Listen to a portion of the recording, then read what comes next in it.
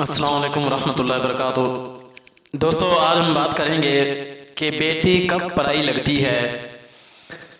اگر آپ کو یہ اسلامک ویڈیو پسند آئے تو اسے لائک کر دیں۔ اگر آپ چینل پہ نئے ہوں تو عرفان FSD کو سبسکرائب کر کے بیل آئیکن پریس کر دیں تاکہ آپ کو ہماری ہر آنے والی اسلامک ویڈیو کا نوٹیفیکیشن آپ تک پہنچتا رہے۔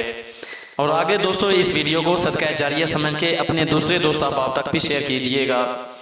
بات کرتے ہیں کہ بیٹی کب پرائی لگتی ہے۔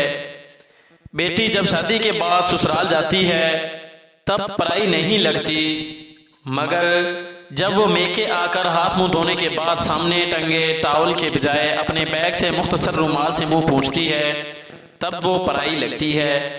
جب وہ باورچی خانہ کے دروازے پر نامعلوم سی کھڑی ہو جاتی ہے تب پرائی لگتی ہے۔ جب وہ پانی کے گلاس کے لیے ادھر ادھر آنکھیں گھماتی ہے تب پرائی لگتی ہے۔ جب وہ پوچھتی ہے واشنگ مشین چلاؤں کیا تب وہ پرائی لگتی ہے۔ جب میز پر کھانا لگے بعد میں برتن کھول کر نہیں دیکھتی تو تب وہ پرائی لگتی ہے۔ جب پیسے گنتے وقت اپنی نظریں چراتی ہے تب پرائی لگتی ہے۔ جب بات پر غیر ضروری کہکے لگا کر خوش ہونے کا ڈرامہ کرتی ہے تب پرائی لگتی ہے۔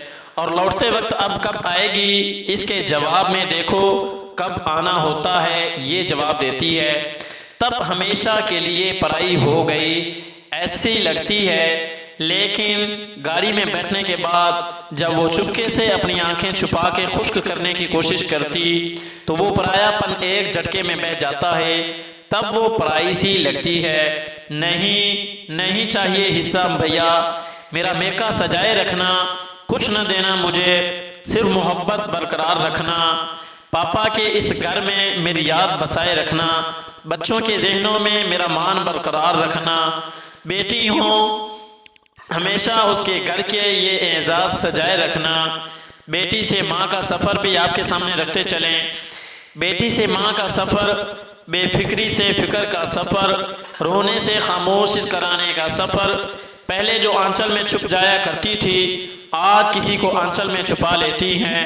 پہلے جو انگلی پہ گرم لگنے سے گھر کو سر پہ اٹھایا کرتی تھی آج ہاتھ جل جانے پر بھی کھانا بنایا کرتی ہیں۔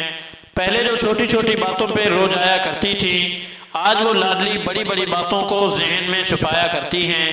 پہلے بھائی دوستوں سے لڑ لیا کرتی تھی آج ان سے بات کرنے کو بھی ترس جاتی ہے۔ ماں کہہ کر پورے گھر میں کھل کرتی تھی آج ماں سن کر آہستہ سے مسکرایا کرتی ہیں۔ 10 بجے اٹھنے پر بھی جلدی اٹھ جانا ہوتا تھا آج 7 بجے اٹھنے پر بھی لیٹ ہو جایا کرتی ہیں۔ اپنے شوق پورے کرتے کرتے ہی سال گزر جاتا تھا آج خود کے لیے ایک کپڑا لینے کو ترس جایا کرتی ہیں۔ سارا دن فارغ ہو کے بھی بیزی بتایا کرتی تھی اب پورے دن کا کام کر کے بھی کام چور کہلایا کرتی ہیں۔ ایک امتحان کے لیے پورے سال پڑھا کرتی تھی اب ہر روز بغیر تیاری کے امتحان دیا کرتی ہیں۔ نہ جانے کب کسی کی بیٹی کسی کی ماں بن گئی، کب بیٹی ماں کے سفر میں تبدیل ہو گئی، کچھ نہیں پتا۔ اللہ تعالی ہر بیٹی کا نصیب اور اس کا مقدر اچھا فرمائے، آمین۔ اللہ حافظ۔